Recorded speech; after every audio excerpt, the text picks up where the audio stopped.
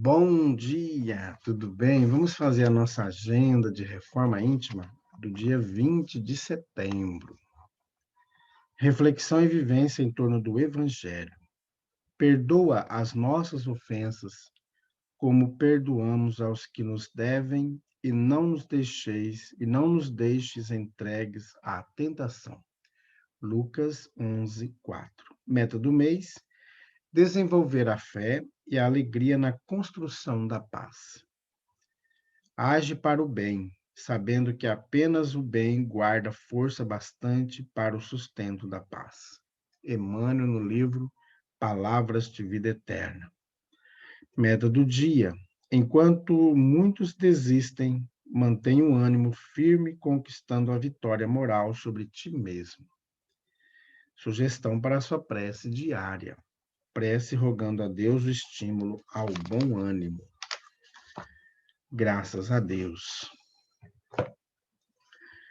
Bondoso Jesus, rogamos a Ti o bom ânimo, para que a gente não desanime, para que a gente não entre num processo de tristeza, de angústia, de dor, de sofrimento desnecessários, que vão causar em nós desequilíbrio e desajustes.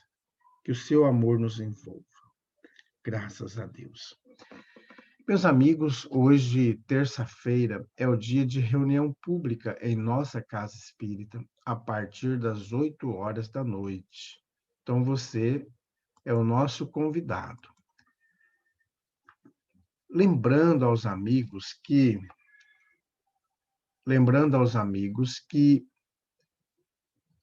7:55, o portão de nossa casa é fechado. Então, é muito importante chegar um pouquinho mais cedo, para que a gente mantenha a harmonia.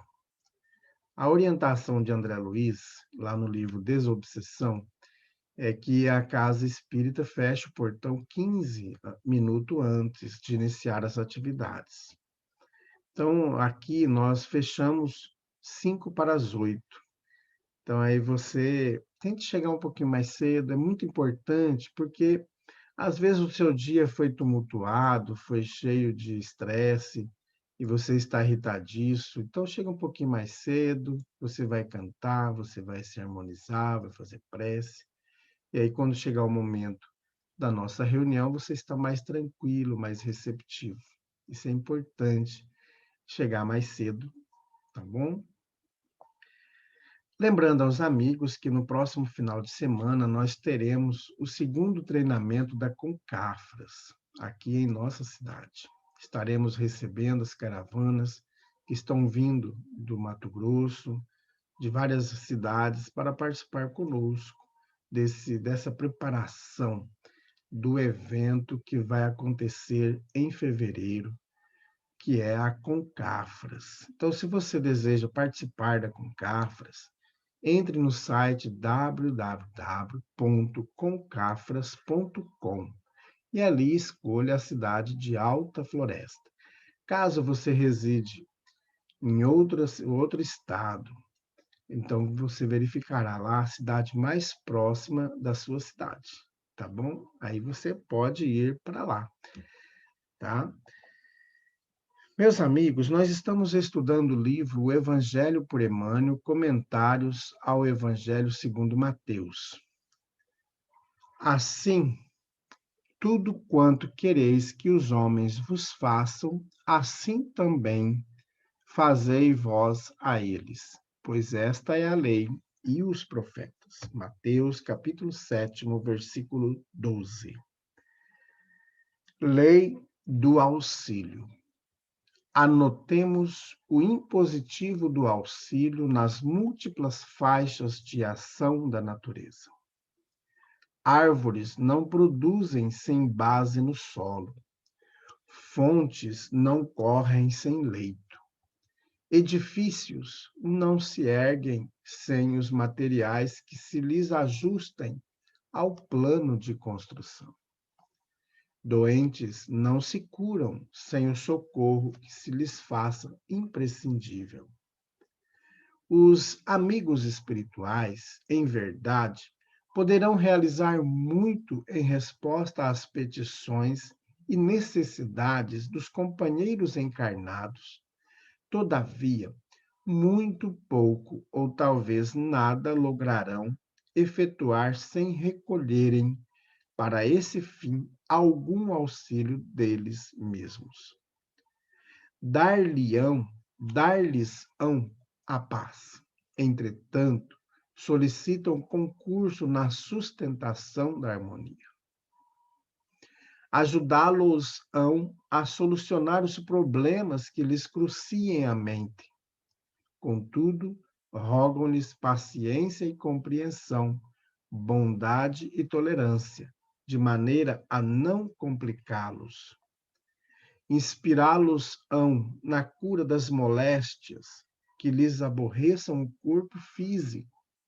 No entanto, aguardam-lhes a observância dos tratamentos e regimes, abstenções e medicações que se mostrem aconselháveis.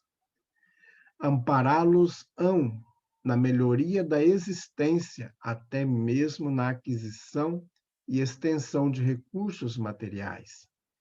Todavia, pedem-lhes serviço e diligência, com senso de economia e dedicação ao trabalho. Auxílio se levanta invariavelmente nos alicerces da cooperação, segundo os princípios da troca.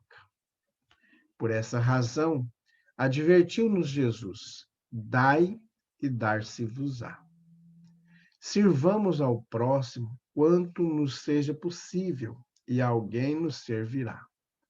Abençoemos e seremos abençoados. Colaboremos na manutenção da tranquilidade, e a tranquilidade morará conosco. Valorizemos os outros, e os outros nos valorizarão. Quem recebe deve dar, e quem dá deve receber. Nos fundamentos divinos que presidem o relacionamento humano em matéria de auxílio, esta é a lei. Comunicação de Emmanuel, publicada no Reformador, fevereiro de 1976. Meus amigos, essa é a lei do auxílio, né?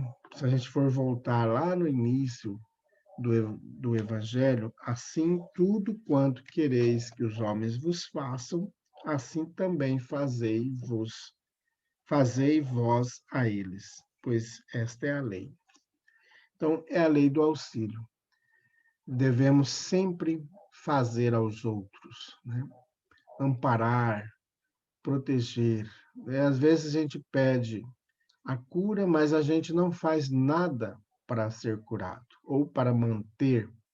Às vezes a gente vai na igreja, vai no centro espírita e sai de lá aparentemente curado. Sai bem, tranquilo, a enfermidade parece que não existe mais, mas quando a gente chega na casa, a gente já modifica o padrão vibratório, já começa a reclamar, começa a xingar, maldizer. Como que a gente vai curar-se desse jeito, né? Então a gente pede, mas a gente não consegue manter. A mesma coisa se aplica, como Emmanuel coloca aqui, né? A gente não consegue cumprir os regimes, né? E as observâncias do tratamento. E aí a gente começa a ter muitas dores, muitas moléstias. Então a gente tem que trabalhar isso no nosso coração para que a gente melhore. É evidente que existem enfermidades que não terão cura nesta encarnação. E faz parte desse processo reencarnatório nosso. Faz parte da nossa provação, da nossa reparação, né? Da nossa expiação. Então é muito importante também termos isso em mente e continuar a tarefa. Não é porque está com problema que a gente vai recuar diante da tarefa. Então continuemos, né? Mesmo arrastando, mesmo com grandes dificuldades, vamos nos esforçar para vencer esses obstáculos. Porque se a gente se entregar, quem vai sofrer será a gente mesmo, né? Então, devemos trabalhar na melhoria da nossa existência, na melhoria da existência dos outros. Fazer aos outros aquilo que a gente gostaria que fosse feito a nós. Até esses dias atrás, se não me engano, domingo, né? Na mensagem, a gente comentava também da importância de a gente se colocar no lugar do outro.